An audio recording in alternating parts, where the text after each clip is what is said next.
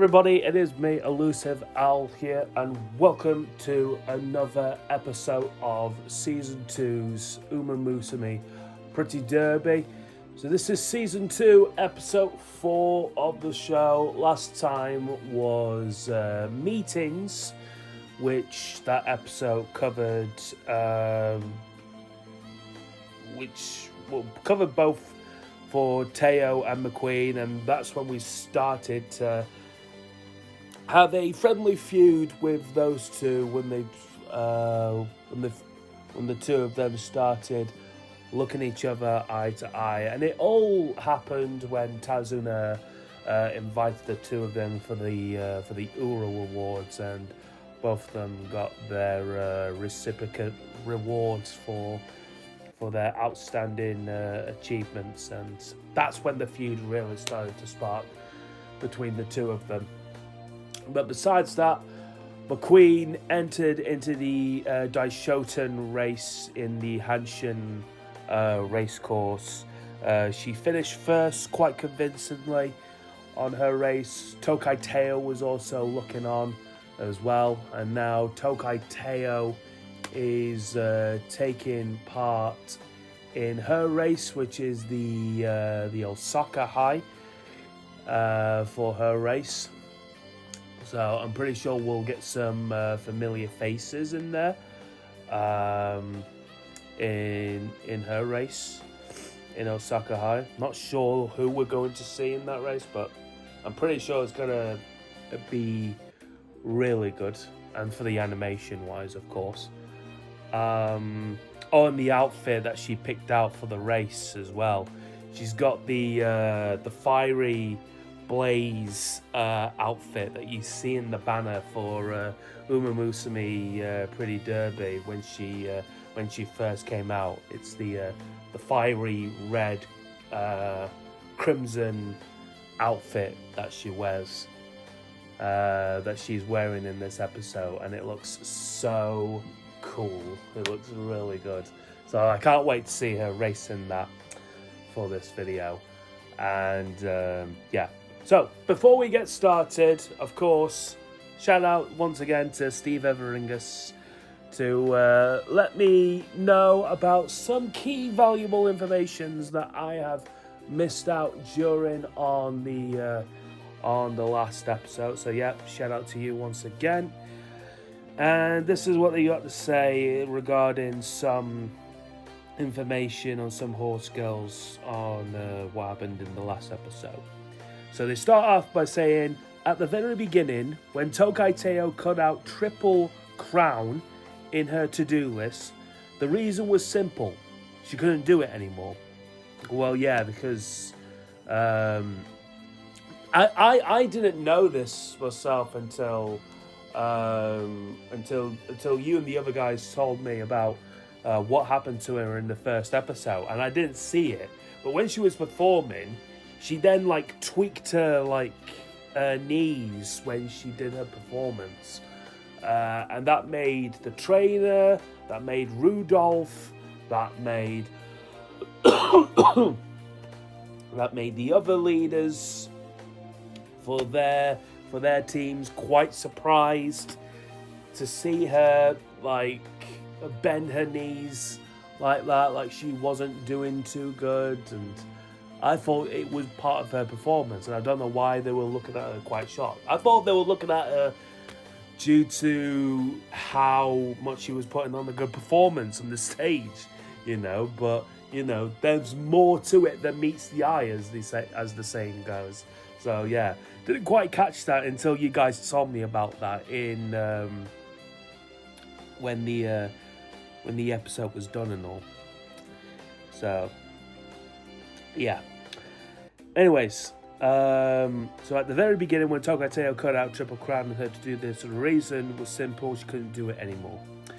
Episode 2 showed that the classic Triple Crown happens only once in a cult filly's career, and it's when they are 3 years old. So Teo here must be, round about 2 to 3 years old. I mean, she's still undefeated. She can still get You can still get Triple Crown, but it was the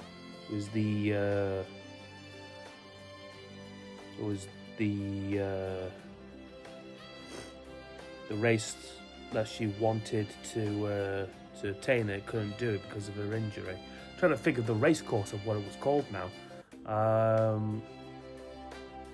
Oh God. No, I forgot. I forgot the race course. Oh,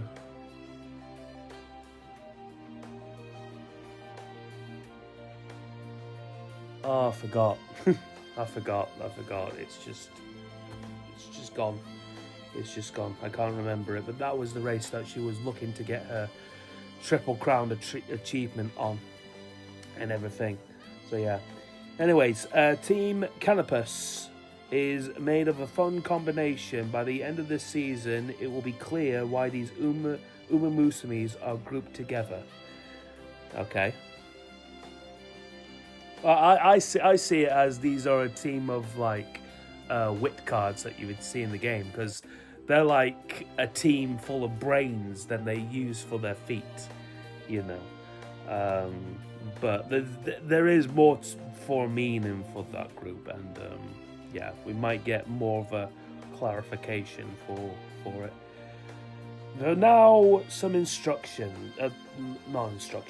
There are now some introductions to some Uma girls. So the first girl is called Dicta Striker. The mayor in real life is actually a real life mate to Maggio McQueen. Again, I have no idea. So Maggio McQueen is a mate to Dicta Striker. Yeah, okay. So, so like that is like Maggio's partner, I'd say. Yeah, I did not know that. I had no idea that. I know that Maggio has got, you know, the Maggio family and all and everything with Dober and Ryan and all the rest. But Dicta Striker, no, I had no idea. I had no idea McQueen was taken. I had no idea. Number 2, Twin Turbo. I know Twin Turbo. Twin Turbo was famous for his runaway fugitive style. He used to give his all trying to keep a fair distance from all of the horses around him. This is actually due to a sort of fear, but the races were exciting due to this eccentricity. Unfortunately, more often than not, he eventually ran out of stamina, and once a single horse has passed him, he seemed to give up. The fans used to call this phenomenon reverse thrust, as if someone broke Twin Turbo's engines. Right, I see. Holy, oh, poor Turbo. So yeah, yeah, Turbo is quite a quite what Steve Everinger put there. Quite an eccentric horse for their distance, and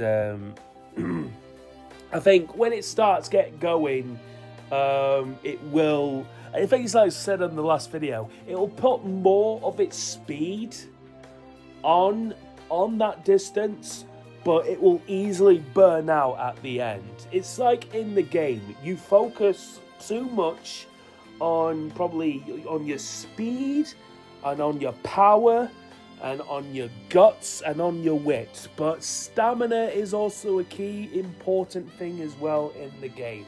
If you do not put too much stamina on it, then you're easily going to burn out just like Twin Turbo did at the end and not finish the whole course, because I don't think Twin Turbo even finished that whole course from that flashback scenario that was shown there.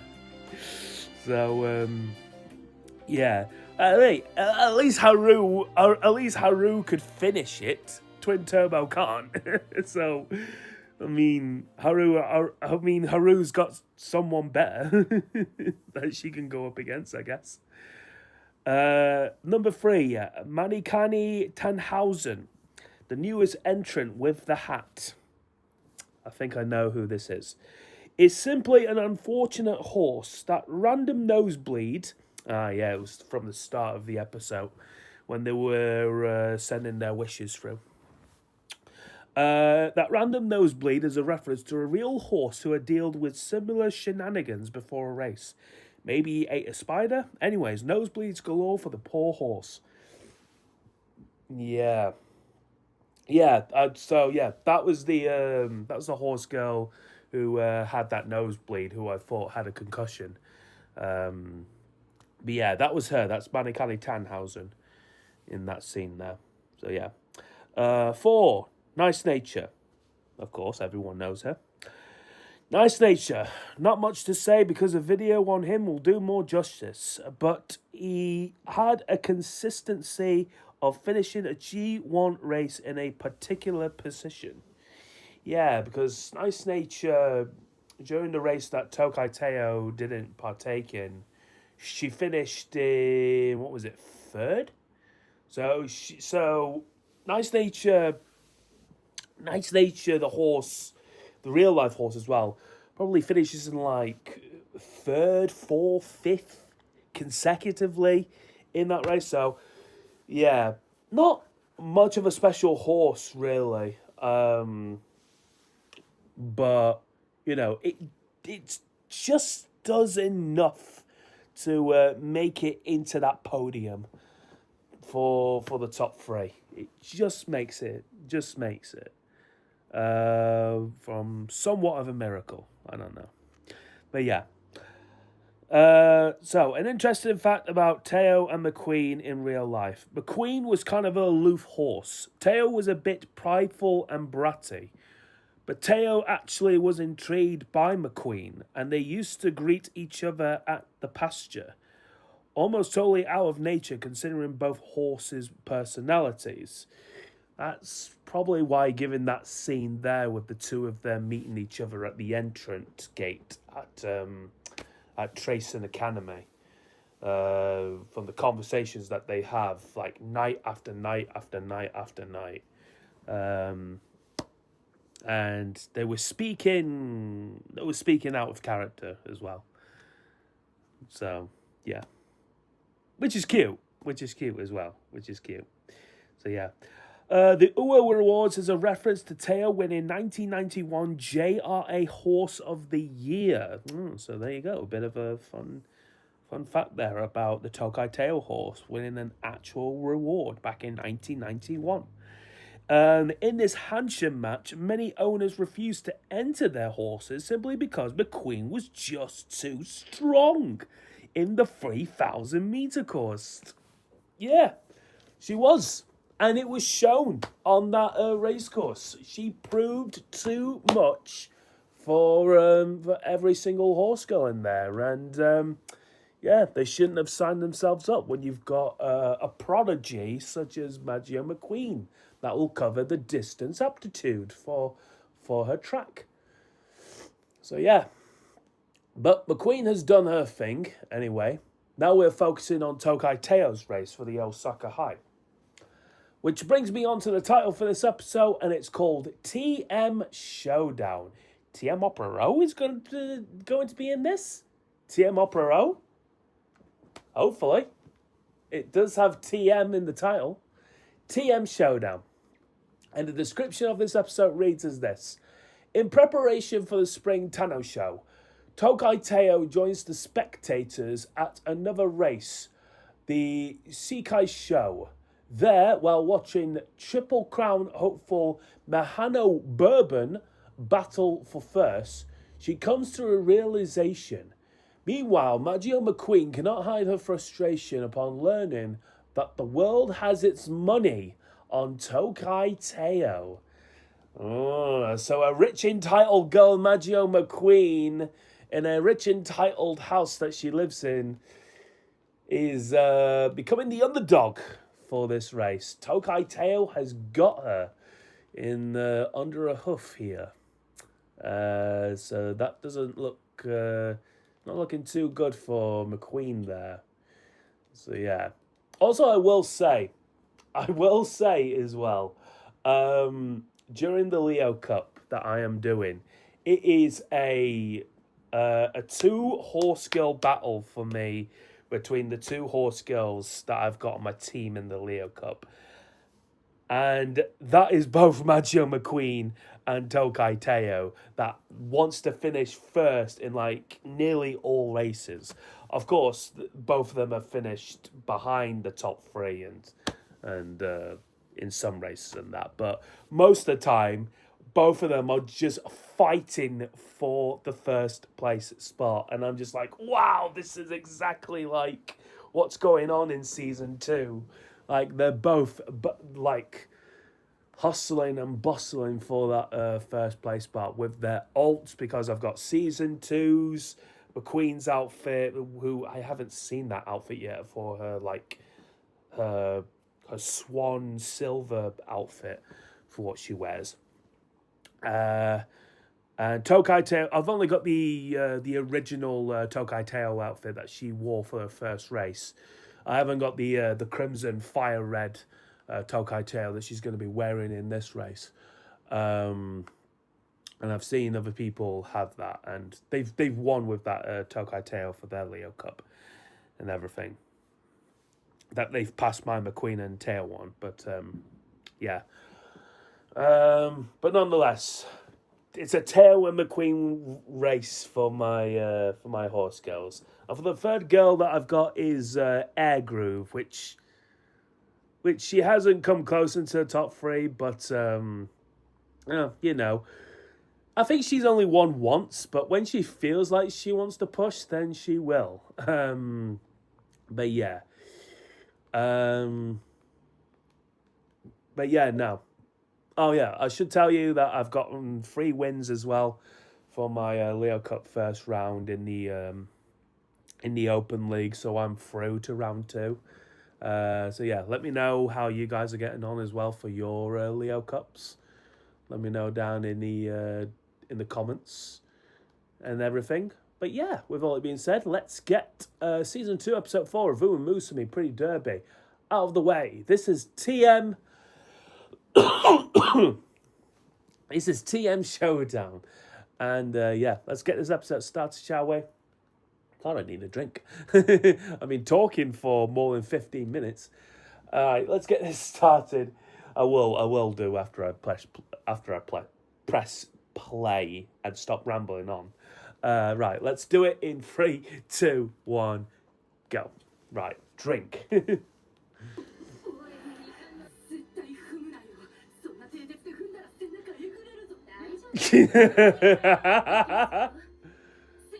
Oh, she's training on Goldship. Oh, and Goldship's like, oh God.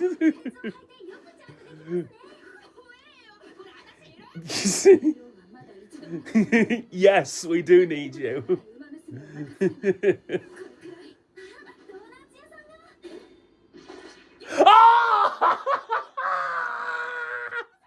Yeah. So yeah, that was, what was this? Season 2, episode 4 of Umamusume Pretty Derby. That was TM Showdown. TM Opera did not feature in this episode, which was a bit disappointing. But we got someone even better. Rice Shower. Yes, Rice Shower made her appearance in this episode. She was lurking behind a tree, just observing Mahano Bourbon. Mahano Bourbon was in this episode as well, and she took part in her race. Of course, she finished first, quite comfortably. So she won. Rice Shower was also in that race as well. Don't know where she finished, but after she finished, she looked on to Bourbon. Possibly to look on her and say like, she's a pretty good horse girl. I want her to teach me her ways. And so I can go up against Teo and McQueen for their race. Or go up against only Teo or only McQueen. And I think in like one episode, she does go up against McQueen. So that will be a race that I'm very much looking forward to if that happens. And Rice Shower might potentially win for that race. When she procs her blue rose closer. And we see that in the following race for that one episode, whenever that does happen. Excuse me, I'm still suffering a cough. But yeah, but this was a pretty good episode. And another, what's it called? Another, like, off episode before, like, the main episode with both Teo and McQueen. So I thought this would be the episode that Teo would be at the Osaka High. Because I thought with Teo...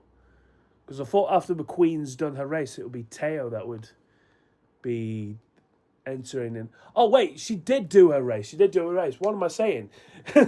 She did do her race in this episode. At the very start of this episode, it was the Osaka High. She did the race, faced against one of the members of oh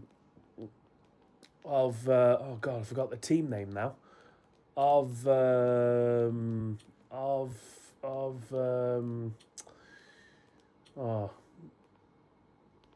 bear with me, guys. I forgot the name of the team. The team name.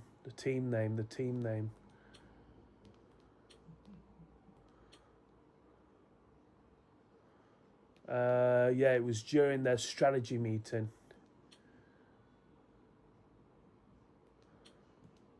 And I said it at the start of the episode as well for their team name.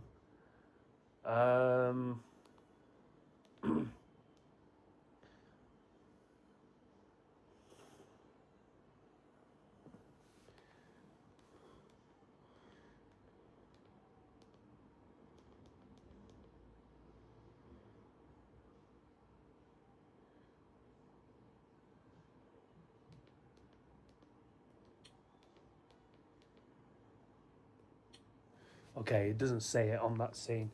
I know what will be said, the comment that I got. God, I'm so forgetful.